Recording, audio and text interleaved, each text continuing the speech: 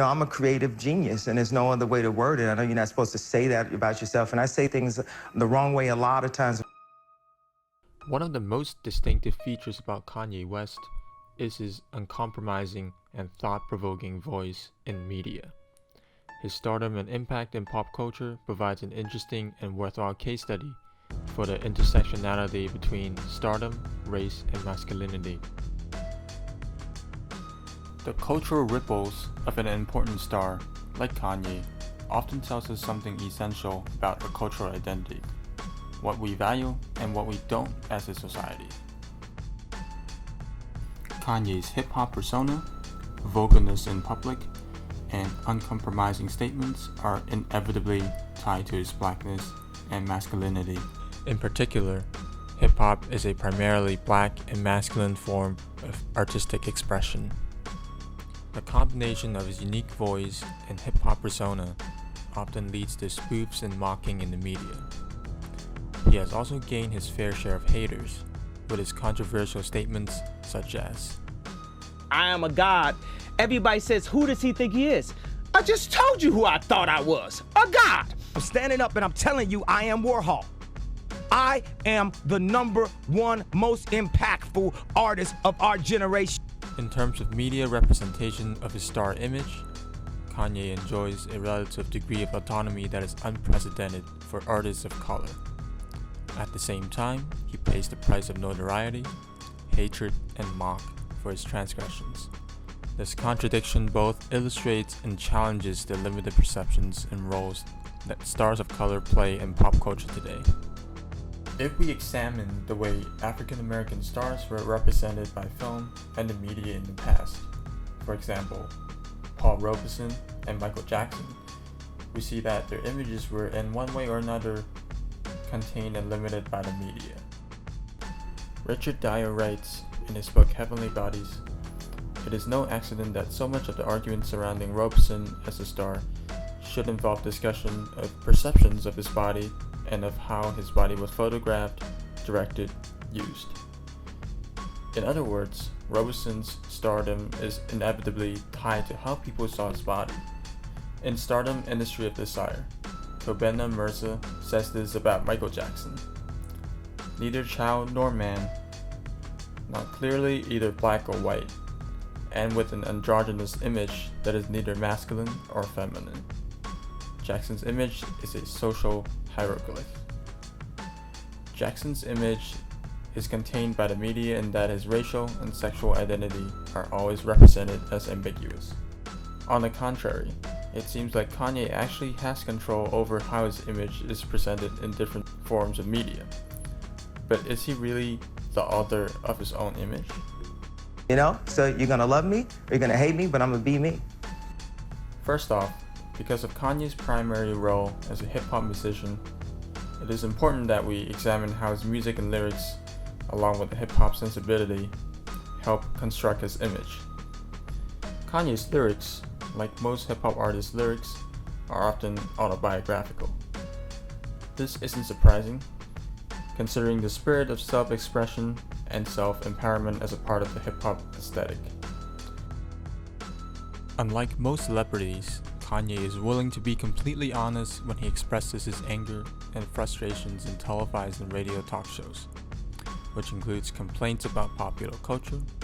And it's just like they'd rather laugh at you and make a spoof about you when they really should be helping you and investing in you, or helping the world see this in this light. Sometimes giving insightful social commentary. But I wanted to take this step to say, we got this new thing called classism. It's racism's cousin. This is what we do to hold people back. And other times, emotional outbursts.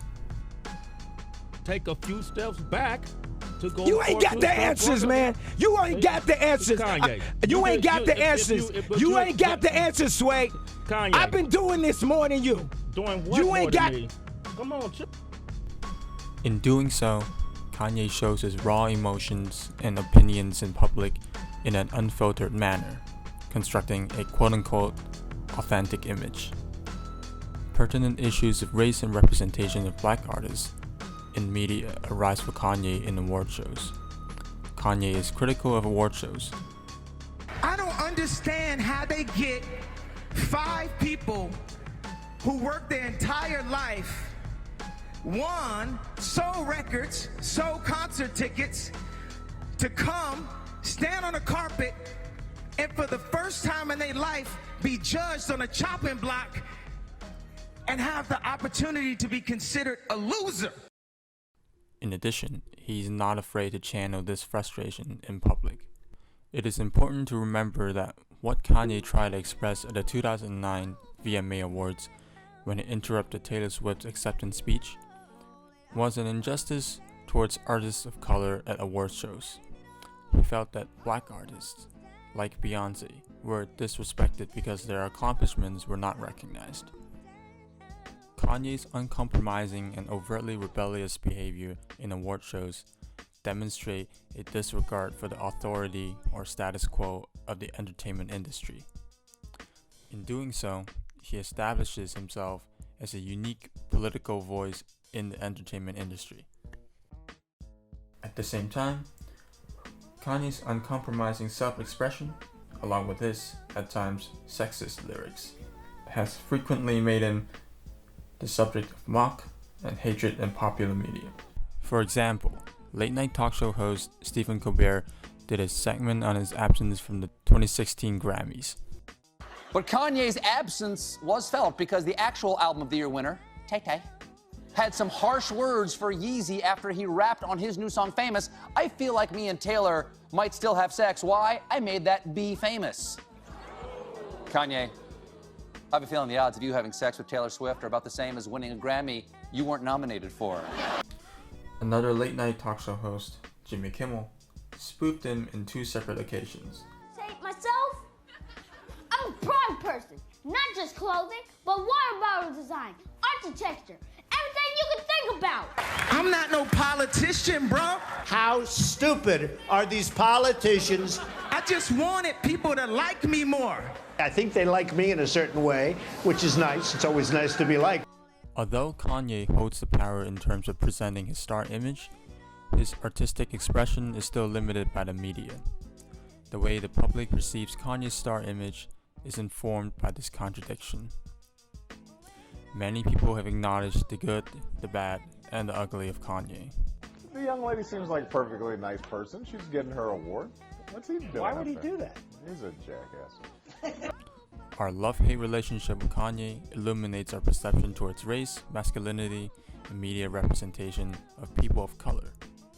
Although Kanye's image as a black, masculine celebrity is not contained by the media like that of Paul Robeson or Michael Jackson, it is ridiculed in a way that undermines his artistry and limits the public's perception of him.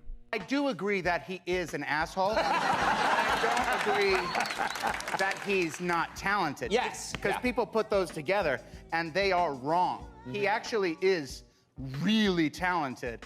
However, the authenticity and courage that Kanye presents do raise important issues in entertainment today.